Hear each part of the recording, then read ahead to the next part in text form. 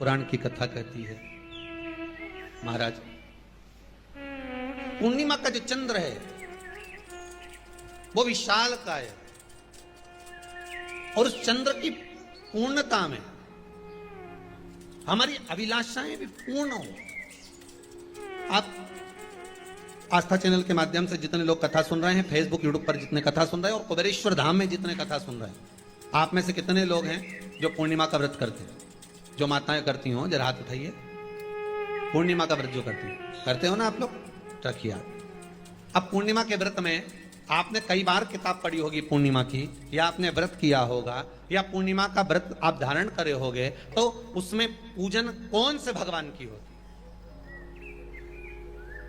पूर्णिमा के व्रत में किस भगवान की पूजन होती है? तो कहा पूर्णिमा के व्रत में केले के खंभ लगाकर पूर्णिमा का जो अध्यापन होता है, पूर्णिमा की जो पूजन होती है, उस पूजन में शंकर और पार्वती की पूजन की जाती है, शिव और नारायण की पूजन करी जाती है, शंकर और पार्वती का स्मरण किया जाता है। किसकी पूजन होती है? शिव पार्वती। क्यों शंकर और पार्वती का पूजन क्यों करा जाता है पूर्णिमा के व्रत में? क्योंकि शिव और माता पार्वती ही केवल एक ऐसे हैं जिन्होंने अपूर्ण लक्ष्मी को भी पूर्ण बना दिया था। अपूर्ण लक्ष्मी को भी पूर्ण बना दिया था। किसको पूर्ण बनाया है? लक्ष्मी। पूर्णिमा के दिन अगर आप शंकर भगवान को एक लोटा पानी अगर शिव को समर्पित कर रहे हो, श्वेत पुष्प को रखकर शंकर जी के ऊपर सफेद फूल को चढ़ाकर अगर एक लोटा जल भी, एक पात्र जल भी शंकर को समर्पित कर रहे हो, तो ये लक्ष्मी के लिए ही तो कर रहे हो। और कौन सी लक्ष्मी? पूर्ण लक्ष्मी। पूर्ण लक्ष्मी। आपको पहले भी कथा में कहा, एक बार भगवान विष्णु के सामने लक्ष्मी मैया ने बहुत तेज स्वर में कह दिया था, नारायण, दुनिया के लोग आपका नाम जपते हैं, दुनिया के लोग नारायण नारायण कहते हैं, दुनिया के लोग आपका भजन करते हैं, पर सत्य मायने में कहूं ना तो मेरे बिना दुनिया के लोगों की नहीं चल सकती। मेरे बिना दुनिया नहीं चल सकती, संसार मेरे बिना नहीं चल सकता। भगवान विष्णु ने कहा ये तो गलत है लक्ष्मी आपका कहना। एक दिन लक्ष्मी को अहंकार आ गया। अहंकार के संबोधन जब माता लक्ष्मी करने लगी तो भगवान, उसी समय पर भगवान विष्णु को क्रोध आ गया और भगवान विष्णु ने कह दिया, लक्ष्मी तू इतनी बड़ी बड़ी बात कहती है कि तेरे बिना नहीं रह सकती संसार। मैं तुझे कहता हूं लक्ष्मी, तू अपूर्ण है। तू अपूर्ण है, तू पूर्ण कब हो गई?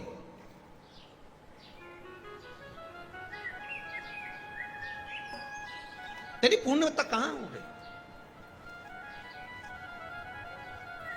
लक्ष्मी की आंख से आंसू बहने लगे। आज आपने मुझे अपूर्ण कहा है।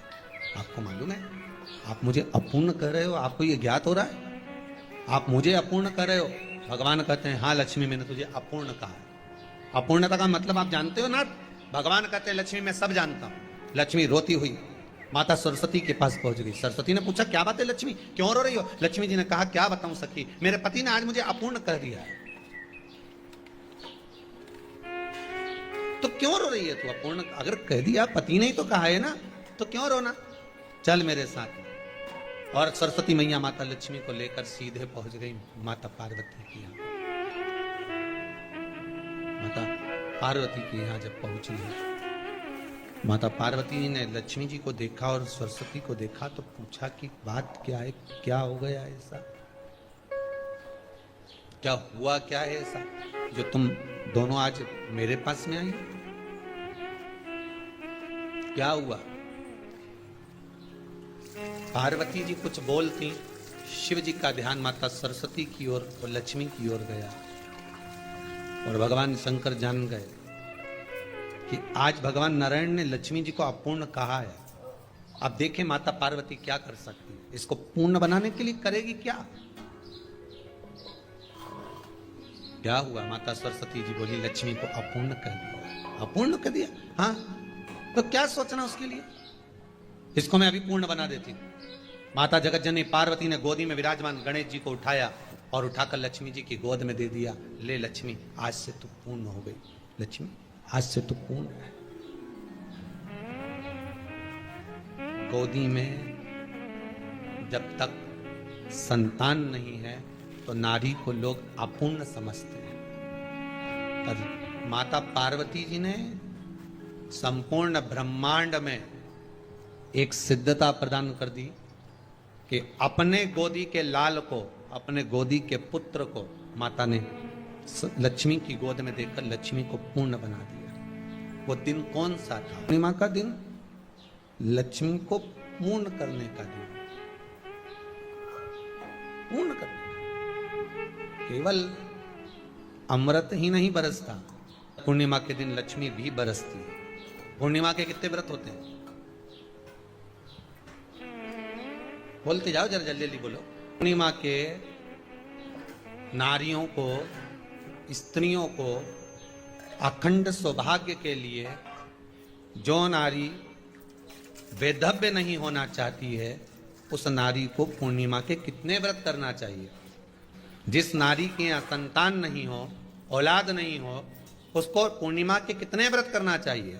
जिस नारी का पुत्र, पति बहुत बीमारी से ग्रसित हो, लग रहा हो कि ये मेरा बेटा बहुत बड़ी बीमारी में घिरा हुआ है, तो नारी को कितने व्रत करना चाहिए? स्वयं भगवान कृष्ण ने माता यशोदा को द्वापर में भी बताया है कि पूर्णिमा के 32 व्रत होते हैं। कितने व्रत होते हैं? 32। हम भगवान कृष्ण यशोदा रानी को, माता यशोदा जी को भी बता रहे हैं 32 व्रत। अब आपको किसी ने बता दिया होगा कि 8 कर लो, 7 कर लो, 6 कर लो, 12 कर लो, इसलिए आपने बोला कि 12 कर लीजिए, 32 कर लीजिए। अरे यहां तो द्वापर की कथा भी कहती है। यशोदा जी ने एक बार भगवान कृष्ण को रोक कर कह दिया, ए कन्हैया रुको। कन्हैया बोले, बोलो माँ क्या बात है? कन्हैया जरा रुकिए, इधर आओ जरा। भगवान कृष्ण आए। हाँ माँ बोलिए। जगह का प्रसंग है ये, जिस समय पर राधा रानी कुरुक्षेत्र में नंद बाबा और यशोदा जी को लेकर कुरुक्षेत्र के कुंड में, ब्रह्म सरोवर में स्नान कराने के लिए लेकर जाती है, ग्रहण का समय पर। और जब भगवान कृष्ण उस कुरुक्षेत्र के उस सरोवर में स्नान करने आते हैं, तब यशोदा जी ने अपने लाला से प्रश्न किया, पूछा है कि नारी वेधव्य होकर ना मरे, उसका पति कोई रोग से ग्रसित ना हो, उसका पुत्र किसी रोग में ना पड़े। कितना सुंदर संवाद लिखा है। अगर किसी माता का पुत्र मान लो किसी नशे में डूबा हुआ है, कोई नशा कर रहा है और गलत नशा है, आपको लग रहा है कि ये नशे में डूबा हुआ है, आपको लग रहा है कि ये गलत जगह पर डूब गया है, आपको लग रहा है कि मदिरापान में, मांसाहार में या अधिक अधिक गांजा आदि का जो भी नशे होते हैं, जितने भी नशे, उसमें डूब चुका है। और माँ उसको समझा रही है, तू नशे में मत डूब, तू इस काम को मत कर, तू ये गलत कर्म मत कर। माँ उसको समझा कर हार गई। तो मेरा माताओं से निवेदन है, आप उसको समझाना बंद कर दो, एक काम करना प्रारंभ कर दीजिए। हमें जो शिव महापुराण के माध्यम से शास्त्र कह रहा है कि आप 32 पूर्णिमा के व्रत प्रारंभ कर दो। उसमें करना क्या है आपको? केवल जिस दिन व्रत रहे, रात्रि के समय पर कोई भी मीठा, कुछ भी सामग्री आप चंद्र की रोशनी में, चंद्र को अर्घ देने के बाद, पूजन करने के बाद उसको रखो, और वही सामग्री जो नशा कर रहा है उसको पूर्णिमा के दूसरे दिन उसको खिलाओ। आप धीरे धीरे खिलाना चालू करेंगे, जिस नशे में वो डूबा हुआ उस नशे से वो छूटना प्रारंभ हो जाएगा। 2 पूर्णिमा व्रत करके तो देखो, तीसरे में तुम्हें जरूरत ही नहीं, धीरे धीरे आप वो छूटना प्रारंभ हो जाएगा। स्वयं भगवान कर रहे हैं। यशोदा मैया ने कन्हैया को रोक लिया कुरुक्षेत्र के उस मैदान में, और भगवान कृष्ण का दर्शन माता यशोदा जी करी। बहुत बहुत दिनों के बाद माँ को, आज माता यशोदा को लाला का दर्शन हुआ, बहुत समय के बाद, जानने के बाद, बहुत समय। कृष्ण से माता यशोदा जी ने पूछा, कन्हैया लो, किसी नारी का पुत्र या पति रोग से ग्रसित हो,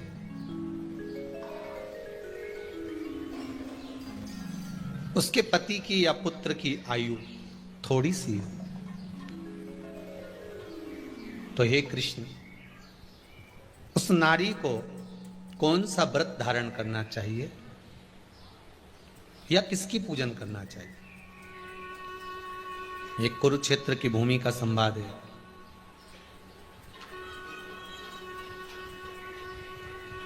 भगवान कह रहे हैं, मां, अगर नारी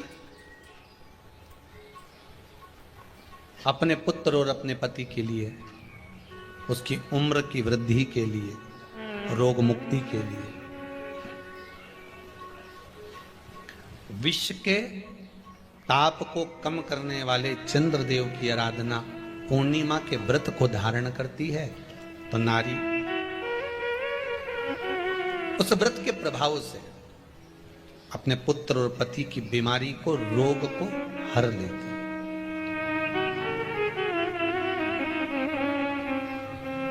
रोग का हरण कर लेते।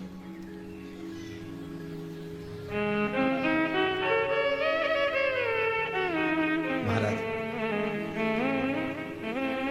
जो बच्चा बुद्धि से विकलांग हो, विद्या में कमजोर हो, परीक्षा हॉल में पेपर देते समय भूल जाता हो, वे एक काम ना करता हो, निवेदन है किसी भी पूर्णिमा की रात्रि को 12 बजे गाय के, गौ माता देसी गाय के जो 4 थन होते हैं, उन 4 थन में से जो आगे के थन होते हैं, 2 पीछे की ओर होते हैं, 2 आगे की ओर होते हैं, तो जो आगे के 2 थन है, उस थन का दूध निकलवा लिया जाए और उस दूध का कोई भी मीठा पदार्थ बनाओ तो ठीक है, ना बनाओ तो उसी दूध में शक्कर मिलाकर पूर्णिमा की रात्रि को, जो विवेक से कमजोर हो, बुद्धि से कमजोर हो, या याद करा हुआ सब भूल जाते हो, या आपके लिए भी है कोई चीज रखते हो भूल जाते हो, विवेक याद नहीं रहता, बुद्धि में इतना प्रबल बल नहीं आ पाता, याददाश्त कमजोर होती चली जा रही, तो किसी भी पूर्णिमा की रात्रि को 12 बजे गाय के आगे के 2 थन का दूध, उसमें कोई पदार्थ, शक्कर, गुड़ कुछ भी मिलाकर भगवान के चंद्रदेव की साक्षी में उसको पिला दिया जाए। महाराज, बार बार पिलाने की जरूरत ही नहीं पड़ेगी, एक ही बार में काम कर जाएगा और विवेक पूर्ण तरह से कार्य कर लेगा। इसी गाय के आगे के 2 थन का दूध बड़ा प्रबल होता है। पूर्णिमा की रात्रि को 12 बजे उसका प्रयोग किया जाए। दूध को निकाल लो शाम के समय, रात्रि के समय ग्वाले से कहकर, जिसके यहाँ पर देसी गाय हो वहां निकलवा कर उसको रखा जाए, उसका पान करा जाए। रोग बीमारी में प्रबलता है। तो मां यशोदा जी जग कल्याण के लिए पूछ रही है। जब देवता 33 कोटि देवता उस चंद्र के इंतजार में रहते हैं कि ये चंद्र प्रबल होगा, तब जाकर ये चंद्र यहां पहुंचेगा, तब जाकर हम मंथन करेंगे, तब जाकर वो अमृत मिलेगा, और उस अमृत को देवता धारण करेंगे तो वो आनंद पा जाएंगे। हम क्यों एक एक पूर्णिमा छोड़े? एक एक पूर्णिमा के महत्व को जानिए। कोई पूर्णिमा साधारण नहीं है, कोई प्रदोष साधारण नहीं है, कोई शिवरात्रि साधारण नहीं है। 12 महीने शिवरात्रि पड़ती है, 12 महीने में प्रदोष पड़ते हैं, का महत्व ही नहीं जान पाते। कौन से प्रदोष पर क्या करना है, कौन सी पूर्णिमा को क्या धारण करना है, कौन सी शिवरात्रि पर। कई लोगों को तो यहां तक नहीं मालूम था कि भाई श्रावण के महीने में भी शिवरात्रि आती है। वो तो बस लोगों के कि शिवरात्रि का पूजन हुआ, तो उसका स्मरण क्यों छोड़े हम? अगर ये वेद और शास्त्र ब्राह्मणों को दिए गए हैं, ये वेद और शास्त्र विद्वज्जन को दिए गए हैं, तो इसका स्मरण होना चाहिए कि हम निकाल कर जनमानस तक ये चीज पहुंचाएं कि हमें इस दिन ये पूजन करना है, उसका स्मरण होना चाहिए।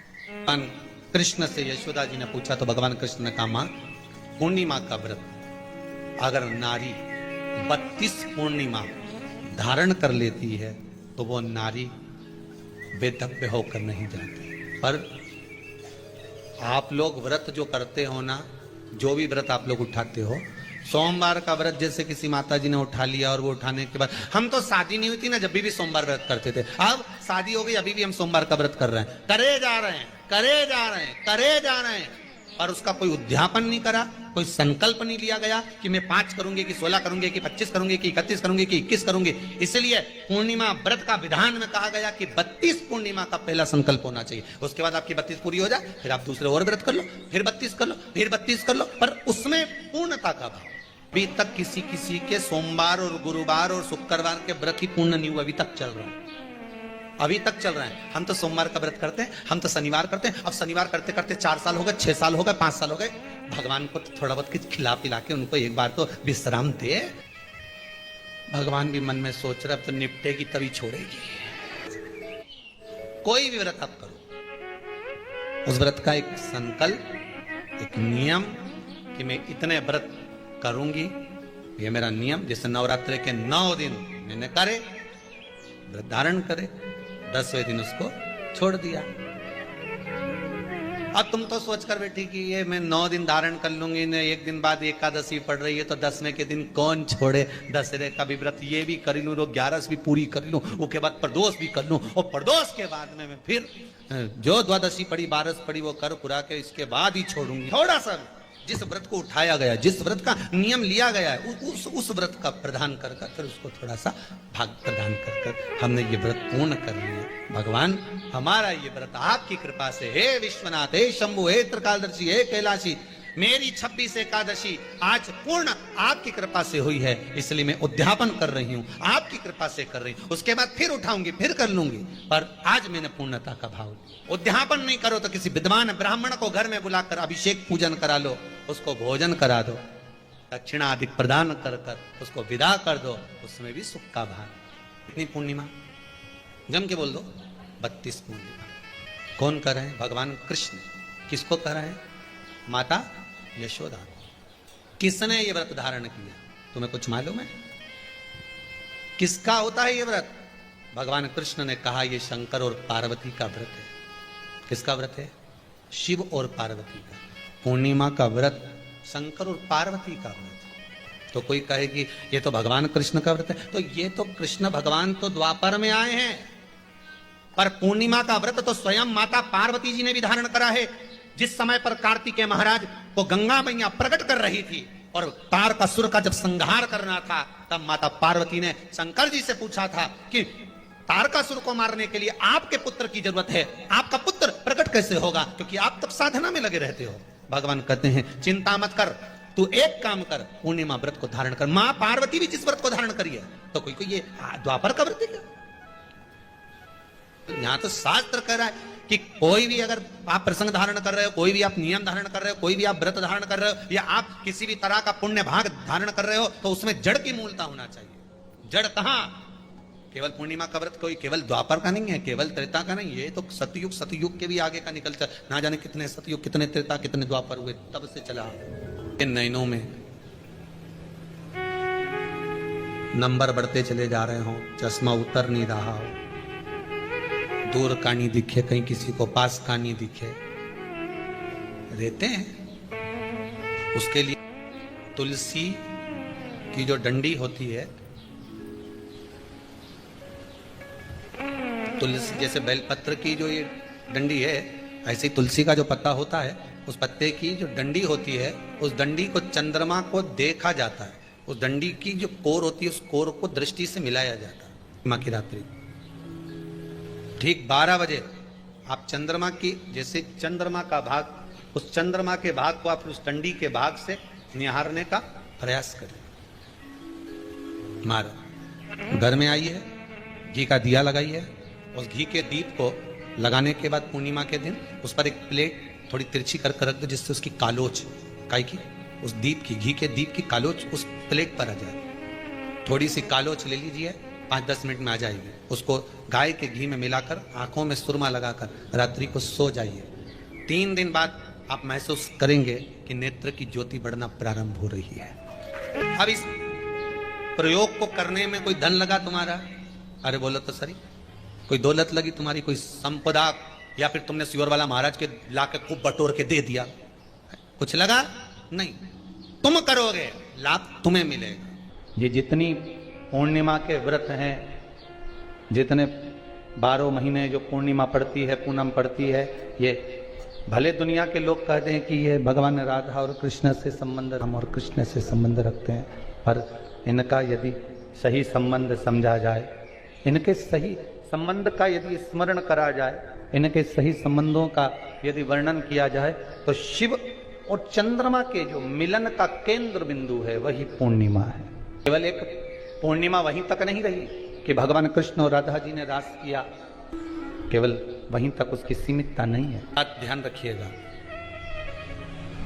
यदि